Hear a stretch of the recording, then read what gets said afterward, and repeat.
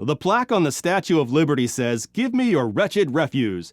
And the Giants did just that. After another disastrous season, ventriloquist dummy brought to life, and Giants owner John Mara fired head coach Joe Judge and retired general manager Dave Gettleman.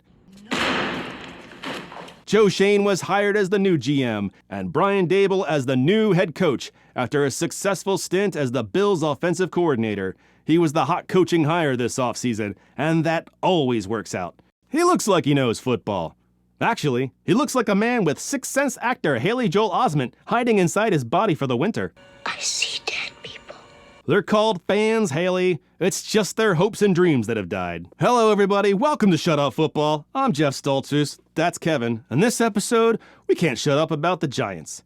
Much like my grandpa, this team is in transition, laying the framework for the future, but constricted by decisions from the past.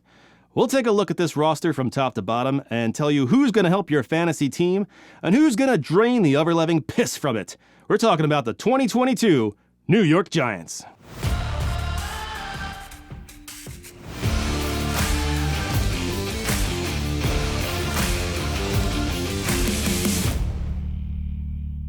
I'm going to show you the riskiest asset ever and why you should buy him. Someone who is about to have a career year and get fired, and a couple of hashtags that are up to no good. And now it's time for a breakdown.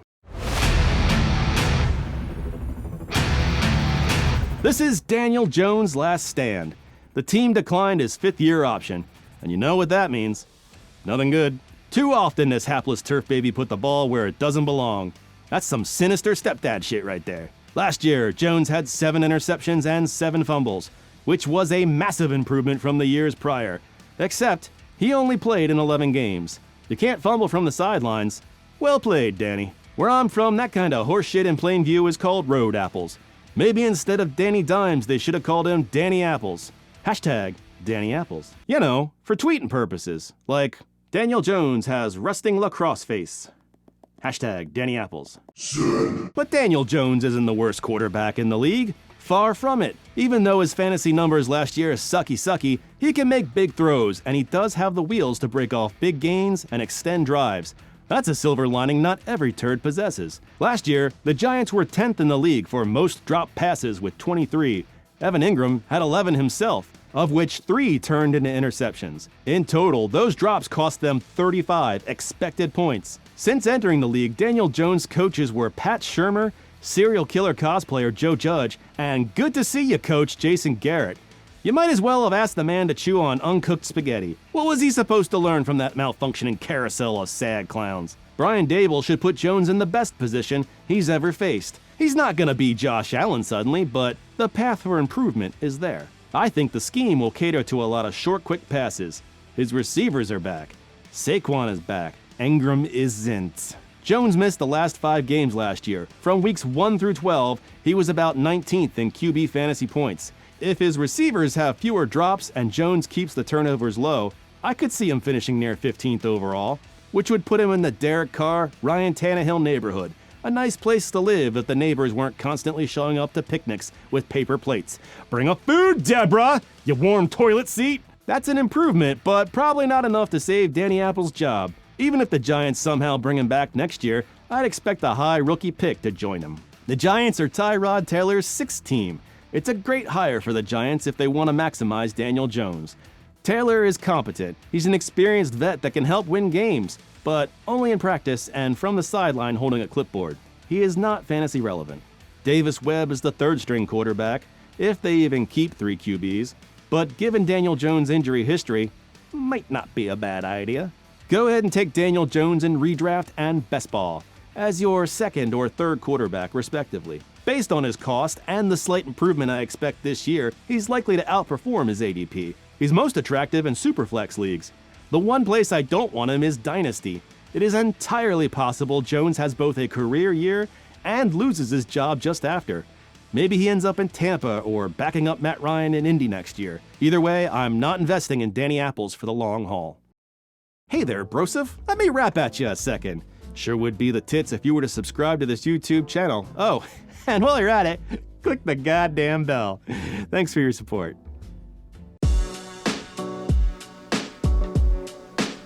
Behold! Saquon Barkley is back! Good lord, look at those! What are they? Quads? Leg biceps? His calves have abs. Would it kill you to put on a shirt? Some of us have wives. Last year, Saquon showed decent fantasy numbers in only about a half dozen games. The rest, he either disappointed or didn't play. He was injured. This time, a sprained ankle. He's been injured a lot in his 4 years in the league, now sporting an injury-prone label like a scarlet letter.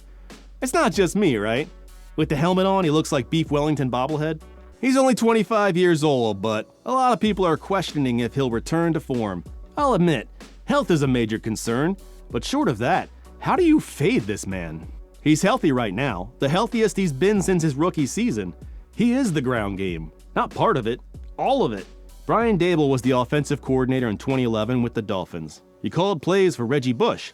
Some think that's the kind of usage Barkley could see this year. Over 1,000 yards and 6 touchdowns? That would have put him in the top 10 last year, right around Antonio Gibson and Ezekiel Elliott. Does that sound right to you? Yeah, dude. Not only does it sound realistic, look at some of the other running backs on that list below that. Over 90% of them have backfield competition. Barkley doesn't. Who are you picking over him with a shared workload? Matt Breida is the clear number 2 behind Barkley. He's 27 years old and still wicked fast. He's never had anywhere close to 1,000 yards in his career. In Buffalo, he couldn't pass guys like Devin Singletary and Zach Moss on the depth chart. Who was the Bills' offensive coordinator again? Oh yeah. On the other hand, Daboll brought him to the Giants. Does that mean something? Last year, the Bills actually gave Breida some touches. He was downright startable for 3 games, and then he disappeared like a fart in a hurricane.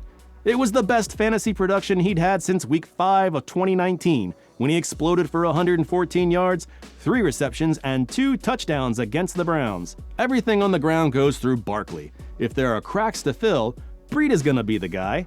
That being said, if Barkley's healthy, you're never starting Breida on your fantasy team. And if Barkley's injured, Breida won't carry the same amount of weight in fantasy. He might get the bulk of the volume, but the volume itself might not be as high. Remember, he's a smaller back, so he's less likely to get the goal line touches. I love finding sneaky value, but Breida's floor is a low volume, change of pace role, and his ceiling is a temporary spot start for a wounded Barkley. He's the best of the rest, but if Barkley was gone for the season in Week 1, I have no doubt the Giants would add another back here. Some kind of Latavius Murray-looking oaf that comes prepackaged with his own spork so he can eat into Matt Breida's workload. The rest of the running back room is 6th rounder from last year, Gary Brightwell, undrafted free agent Jashawn Corbin, Antonio Williams, and Sandro Platzgummer, which is now one of my new favorite names. And he's Austrian, so I can use my Arnold voice. Get to the chopper! Except I have nothing more to say about him. You're not investing in any of these guys, but I will say, I like Antonio Williams best of all of them. Saquon Barkley in all formats. You invest in the upside, same as Christian McCaffrey or Derrick Henry. Injuries be damned. Have some courage. I don't really want Matt Breida anywhere. The dude has skills, but at best he's a spot start during a Barkley injury, and even if he goes off, I won't be able to trade him in Dynasty. No one's buying Matt Breida. He's like a haunted house. Sure, technically, you can live in it, but every time you watch Jeopardy, the walls are screaming and the toilet's clogged with baby blood. I'll invest my resources elsewhere. He can clog somebody else's roster. Who is your daddy, and what does he do?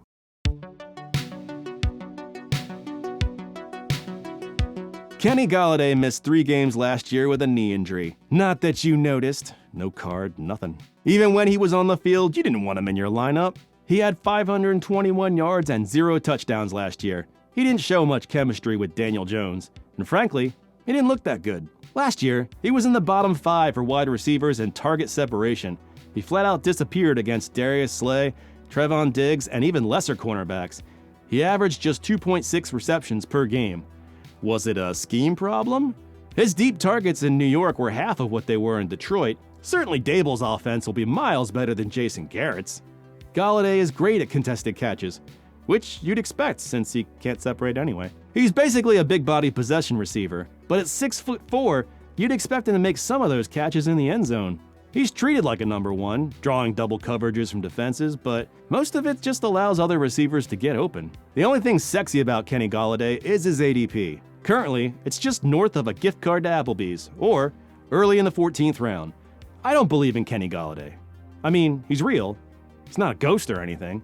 I just don't want him on my team. However, these are dollar store prices, which means I don't need him to complete my team. He's just a stash with upside. If the leaves fall off the trees and it looks like a repeat of last season, I won't feel the least bit bad about cutting him. In fact, I'll cut the shit out of him. There's always some new hotness on the waiver wire. 2021 was Sterling Shepard's worst year as a pro. He had a career worst drop percentage. It was the first time in his career that his passer rating when targeted fell below 80. And he missed half the season with injuries. He suffered a quadriceps strain, hamstring strain, and an Achilles tear, which he's still working his way back from. He's a good slot receiver. He runs good routes and gets decent yards after the catch. They could have cut Shepard this offseason. Instead, he took a pay cut on a one-year deal. But what does that really mean? The Shepard contract was in early April. By the end of April, the Giants drafted Wan'Dale Robinson. Shepard is 29 years old. In the last 2 drafts, the Giants have taken 2 receivers capable of playing the slot. Healthy or not, this is Shepard's last season as a Giant. Last year, the Giants took Kadarius Toney 20th overall, and Giants fans were thrilled. The New York Giants select Kadarius Toney, wide receiver, Florida.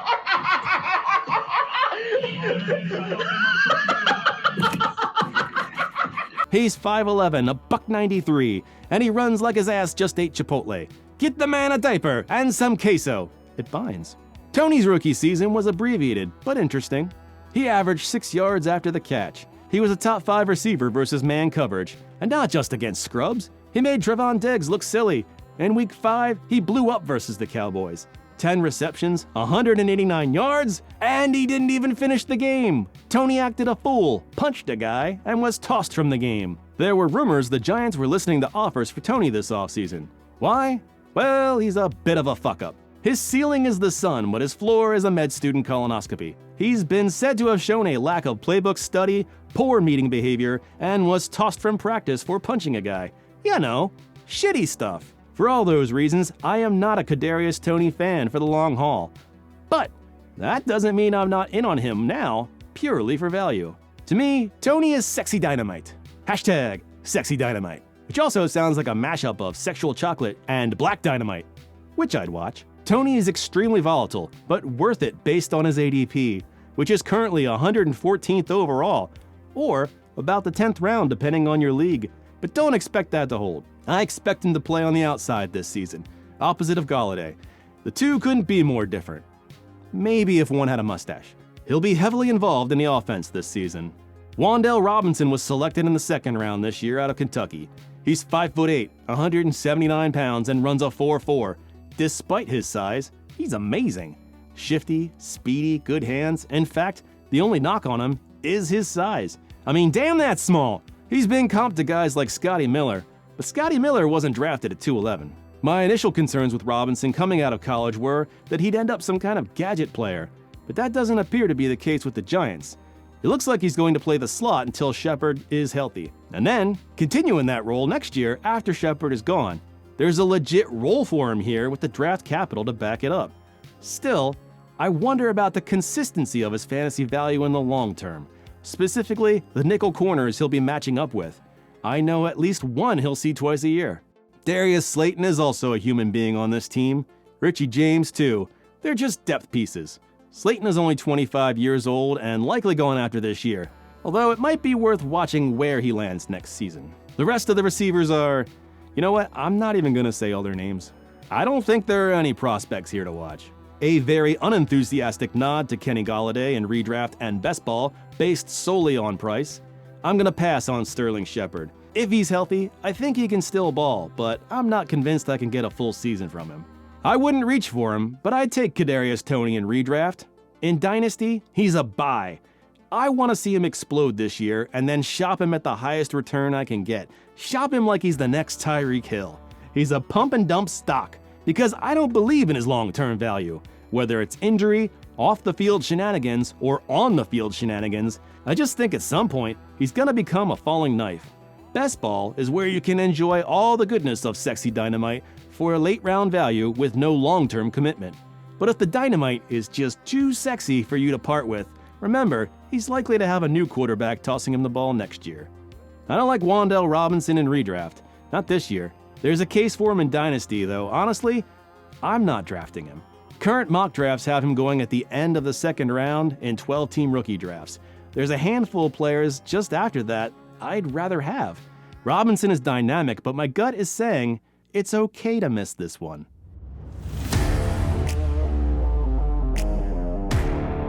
Daniel Bellinger was drafted in the 4th round out of San Diego State. He's 6'5", 250 pounds. He's very athletic. He's got a big fat neck like a donkey, and you gotta love that. The thicker the better. So fat it wears its own pair of pants with an elastic waistband. Is he the starter here? I don't know. He's not my favorite rookie tight end. I actually ranked him just behind Jets rookie Jeremy Ruckert. But Bellinger has very little in front of him. If he's not the starter in week 1, he probably will be by the end of the season. He's an all-around tight end, meaning not just a pass catcher. He blocks well too, and that is important, even for fantasy. Don't see how? Go watch Rob Gronkowski tape. Geez, look at those shoulders, dude's smuggling watermelons.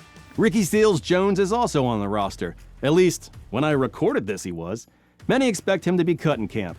And even if he's not, I still don't think he's fantasy relevant anymore. He's not a bad player, but he's better as a pass catcher than a blocker, and he's had a lot of injuries. Another tight end added this year was Jordan Akins, who is somehow even older despite being drafted a year later. He's a strong veteran presence, a solid blocker, and a decent, sometimes pass catcher.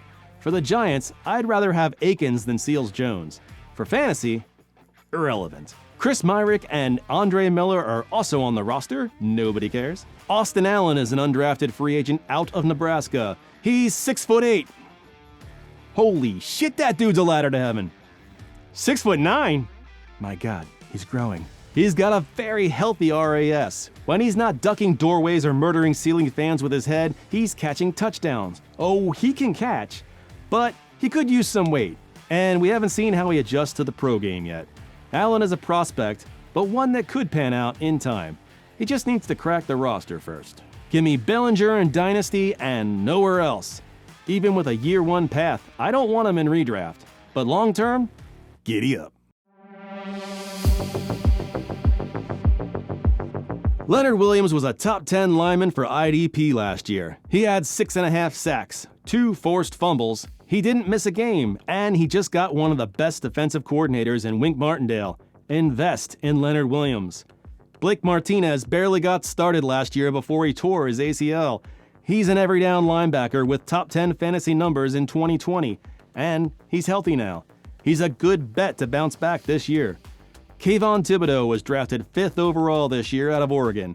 He's 6'4", 256 pounds. He's an edge, or an outside linebacker in the Giants' 3-4 scheme. He's got amazing athleticism, a first-round pedigree, and a likelihood of running blitzes in Martindale's system. He should at least be on your watch list, if not sitting pretty on your bench. I don't like starting rookie linebackers, but that's usually due to playing time. Thibodeau shouldn't suffer that problem. Azeez Ojulari was a 2nd-round draft pick last year out of Georgia. His fantasy numbers weren't great in his rookie season, but he showed a lot of promise. 29 solo tackles, 20 assists, and 8 sacks. That's more sacks than Patrick Queen, Levante David, and Deion Jones combined. He played in all 17 games. He just needs those tackle numbers to improve this year to be an IDP start, and I think they will. He's another Giant add to your watch list or bench. And finally, safety Xavier McKinney. Last year, he finished in the top 20 for fantasy points at the position. He had 59 tackles and 5 interceptions. 2 of those interceptions came in week 9, when he terrorized the Raiders. McKinney has the potential to be a top 10 this year. And money where my mouth is, he is on my team right now. Invest in Xavier McKinney. Looking at the schedule, I could see 5, maybe 6 wins this season. The defense is stacking good young players, but sometimes it takes a while for young players to work effectively together. And I think the loss of James Bradbury is going to haunt them. Offensively, I don't think they have enough firepower to compete with the top teams, or even the other teams in their division. They're another offseason or 2 away from that. This year, you just hope to see enough from Brian Dable to know they made the right choice. Thanks for watching Shutout Football. We'll catch you next time. Peace! Check the mic and make sure it sound right, boys.